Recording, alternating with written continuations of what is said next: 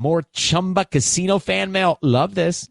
It says, Dear Ryan, I love Chumba Casino. There's so much fun. I love the wild ride from the social slots to the Slingo to jackpots quicker than a 6-time real spin. Everybody's finding their fun at Chumba Casino. Why don't you find out for yourself? Head to ChumbaCasino.com and enjoy hundreds of casino-style games for free with your welcome bonus. Sponsored by Chumba Casino. No purchase necessary. VGW Group. Void where prohibited by law. 18 plus terms and conditions apply.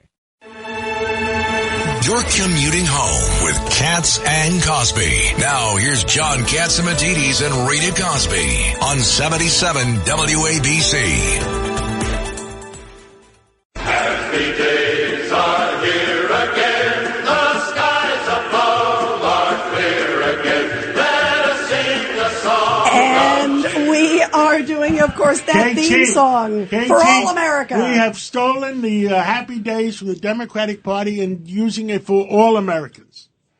Well, how appropriate is that? Because people who used to be Democrats are all Republicans now. Exactly, so well KT. That's right. The forgotten men of FDR are now voting for Donald Trump. It is extraordinary, KT. The Your working reaction. people of this country that FDR supported him. People. Yes. They're now supporting Donald Trump. The working people, the union members of the Teamsters, the union members of the port people, or the auto workers. They're all for Donald Trump. So the working people are for Donald Trump. You know why? They hurt. The Democratic Party hurt the poor, hurt the middle class. They doubled the price of gasoline. They increased the price of food 30-40% and made it impossible for a person to buy a family home. They vitiated the paychecks of the working men and women of America. The paychecks are worth less because of what happened with the cost of living and interest rates. You put that all together, and that's what caused this great vote for Donald Trump. And they're worried. And to KT's background, of course, as, Deputy National Security Advisor, they're worried about their country. They're seeing like the world on fire. I got breaking news. KT, we got a lot going on. Breaking news, WABC. Elon Musk has made a great investment. Okay. Okay? He spent $130 million to help elect Donald Trump. But his net worth has gone up $20 billion. Is that a good investment? I'd say that's a great investment. John, only you would be looking at it from the investment angle. Everybody else are thinking, wow, he spent all that money to save free speech, to save America, to save his the net worth class. went up $20 billion. Wow. KT, by the way, before we get into the international stuff, who are you thinking might fill his cabinet? Because when obviously Elon Musk is going to be the guy who's going to oversee some of the cost cutting within the federal government, all this fat that so many Americans are so frustrated with, the bloated government, he's going to play a role in that. But who would you like to sort of see, or what kind of people do you think he needs to bring back into his administration? You were a part of the last one. Not Jeff Sessions. Yeah, no, for sure. There's a couple others I can think of. Not John Kelly. I was one of the co-chairs of the transition, the first President Trump's administration. I think it's different now for a couple of reasons. One, he's got these superstars, the Avengers, who he likes, he campaigned with, they believe in him. More breaking news. Breaking news, WABC. President Trump has just announced that Susan Somerville will be the chief of staff at the White House. Susie Wiles, probably, right? Somerville? Yeah, Hang on. Wiles. Yeah, that's what I thought. Is that Somerville? Yeah. Somerville Wiles. Okay, yes. good. Yeah, Susie Wiles, which, by the way, that's interesting. That's big news. She ran, of course, she was one of the campaign managers, along with Chris LaCivita. The two of them, she was sort of the steady hand everybody described. And that's an interesting choice, KT. I think for a number of reasons. She's always been very kind of understated. Even on the night he won, she didn't want to go up to the mic.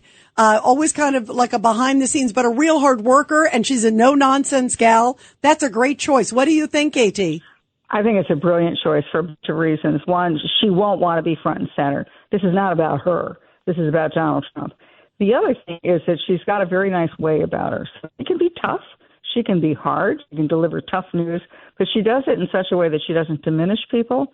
So I think she'll be very effective chief of staff. The other thing is that because she's been with him for a long time and has worked with him in Mar-a-Lago, has worked with him through the wilderness years, when he was being sued by this, that, and the other. He was the most horrible person on the planet. And she's stuck with him.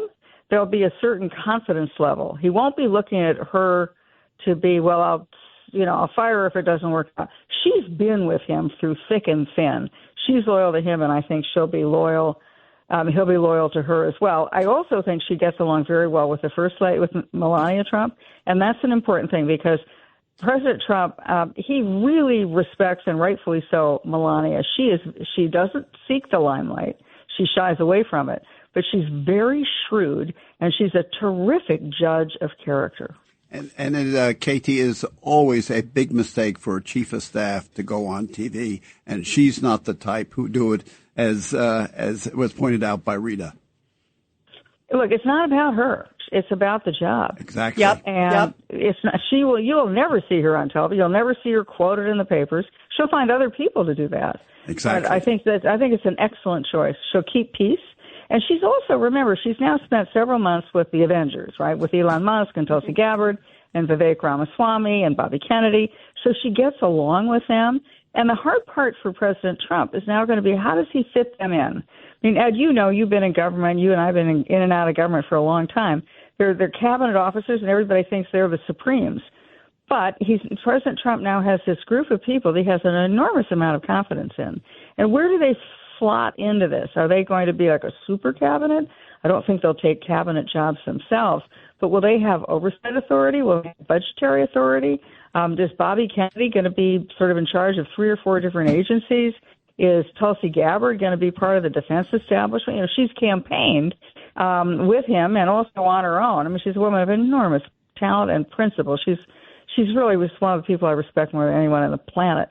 She's has great integrity about the forever wars. Good. So is there a Secretary of Defense who's going to report to Tulsi? Or, I mean, just how did that fit? I think Donald Trump, who's obviously an incredible businessman, and he thinks outside the box, he'll figure it out. But it's something he's got to figure out soon. Well, the only thing I don't know where we stand with is Bobby Kennedy announced that we're going to get rid of fluoride. And we got to analyze how good or bad that is. But the joke we were telling the other day, let's make the dentists rich again. Again, only you, John, would be thinking about the financial angle of it. O'Reilly. You've got questions? O'Reilly Auto Parts has answers. Need a pro you can trust? We've got that too. No matter what you need, our professional parts people have the training and expertise to help you do things right. Deep automotive knowledge. Just one part that makes O'Reilly stand apart. The professional parts people. O'Reilly Auto Parts. It's a good spin. But I'm worried about my brother-in-law, the dentist. Is this good or bad? Let's make the dentist rich again. That's all. Absolutely. KT, thank you very much. We love having you, KT. It's always a pleasure. Thank you so much.